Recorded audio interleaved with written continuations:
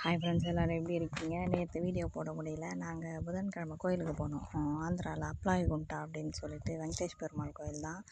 சூப்பராக இருந்தது. நான் நினைக்கவே இல்லை, சடனாக கிளம்பி தெரிஞ்சவங்க போகிறாங்க அப்படின்னு சொல்லிட்டு அவங்களோட தான் போனோம். தரிசனம்லாம் சூப்பராக முடிஞ்சது. கோயில் சூப்பராக இருந்தது.